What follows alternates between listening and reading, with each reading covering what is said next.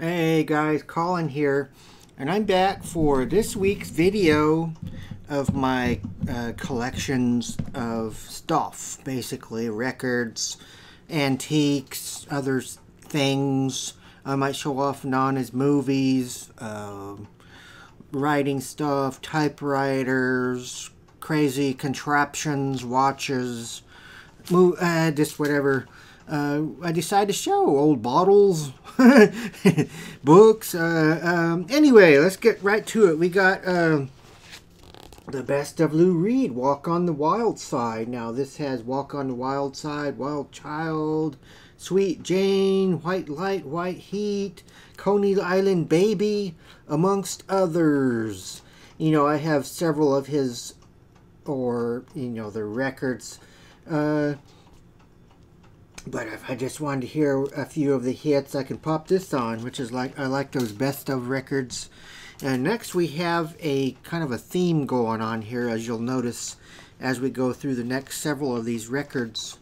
I might as well just tell you right from the start. You know, I've been finding a lot of James Brown records, which I've mentioned in a previous video. And here today I found 4 or 5 more. And here we have James Brown, A Handful of Soul, and he's on an organ in this, I take it, which should be interesting to listen to. Next we have It's a New Day, Let a Man Come In, James Brown. So I'm getting quite an extensive collection of James Brown records. Next we have Gravity, James Brown. Let's see what's on this. Gravity. Living in America was on this. If you remember that from one of the Rocky movies. Was it the one where he fought Dolph Lundgren?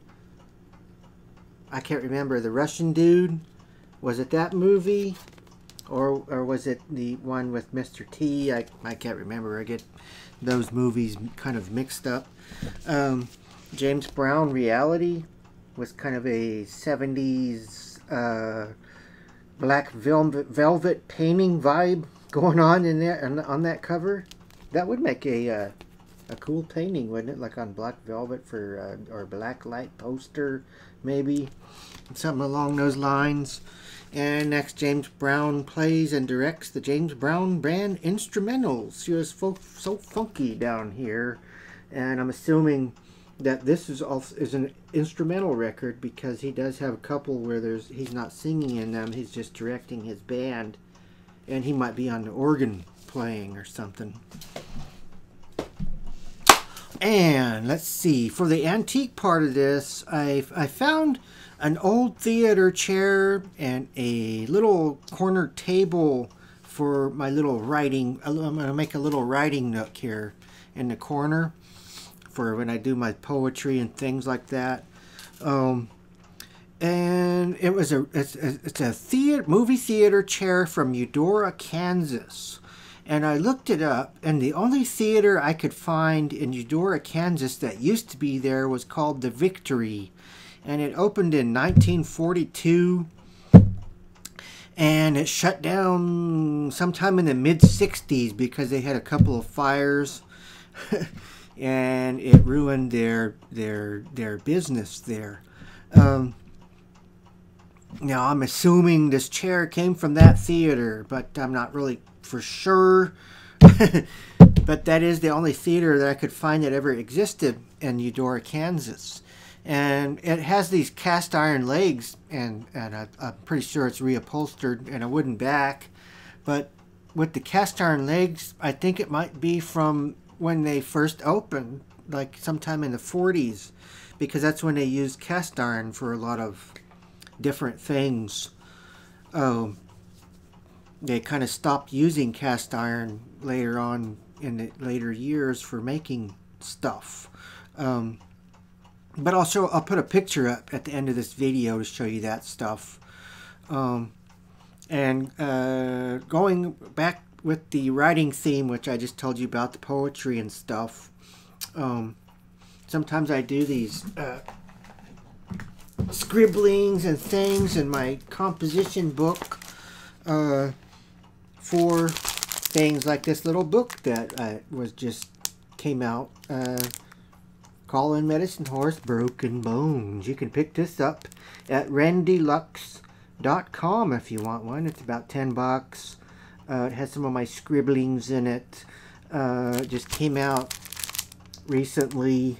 And this is Gregory Short's work here for the cover and publishing this for me at his little company called Randy Lux.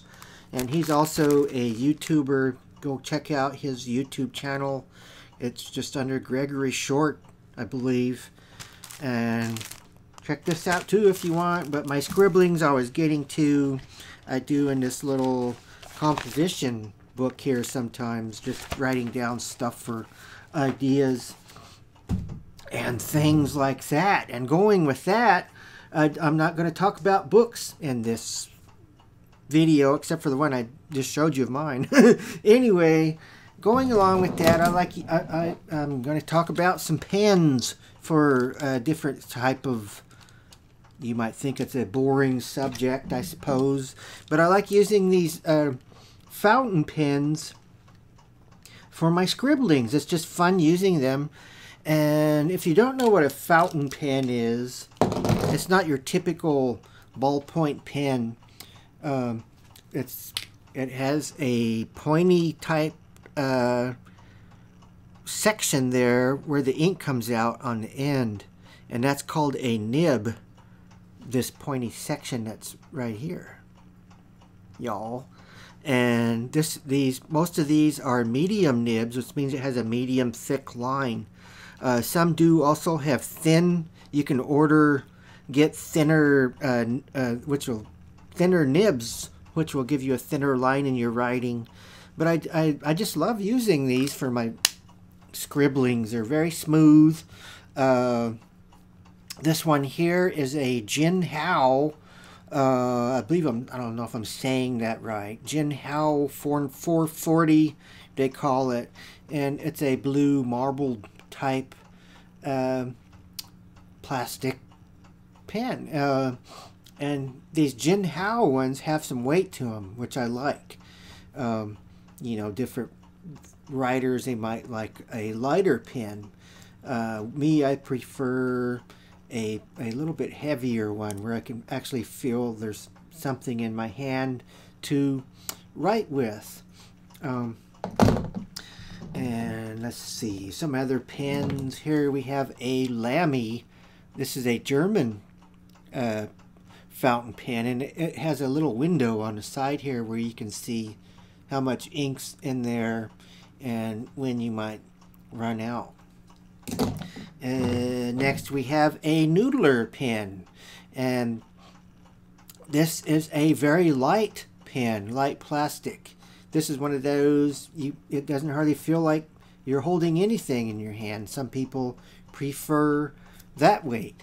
I almost feel like I'm doing twirling a baton, or these could be one of those fidget spinners. You don't need to go buy a $50 fidget spinner where you can just sit here and twirl around a pen. This is called a Noodler pen. It's also fountain, and this one has a screw off like end with the nib there. Some of them are screw on, some of them snap on.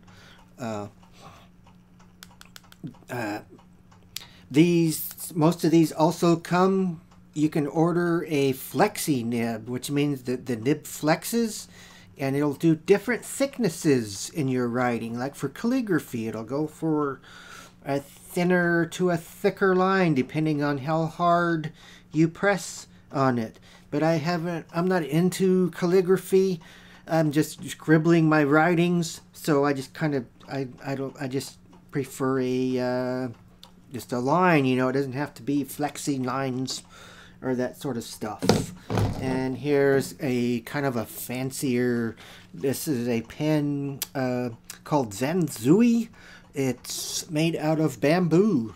The pen is made out of bamboo, and it comes in a fancy bamboo case. And these all write really nice for me. And you can get different styles of, there's, dang, too many countless styles of pens you can get. And here's just another example of the Zhenhao 440. And this is a black one. And like this one, the case just kind of pops off of there. And I'm going to show you the inside of this.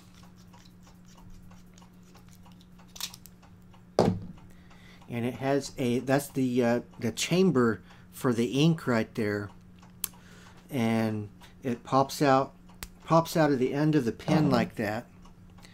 And I don't know if you can see it real good. There's a plunger in there. When you twist this, it goes up and down. And you place this in your bottle of ink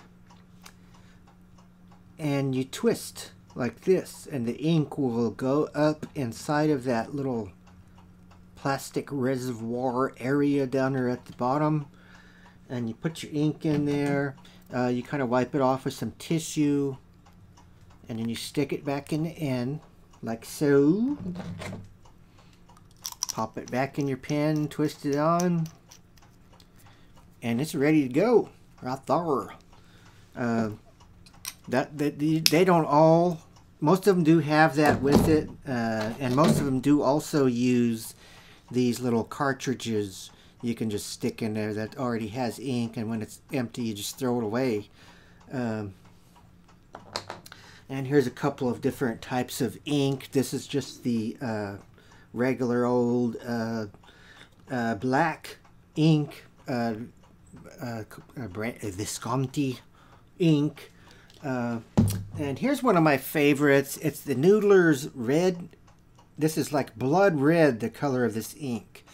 And this is made by the same company that makes the Noodler's pen. And this one's a blood red, which is appropriate for Halloween, or if you just want to throw some red splashes on your interesting, scary story you might be writing, or a mystery or something. But I really like this ink, and I use it. I'll show you an example of what I mean by the splashing. See that? You can kind of see the splashing of the red ink and my scribblings in there for that. And that's the end of this video. I hope you stuck around long enough to watch the pens and whatnot. And I'll put the picture of the movie theater chair at the end of the video. Colin, over and out, and Weirdos Unite.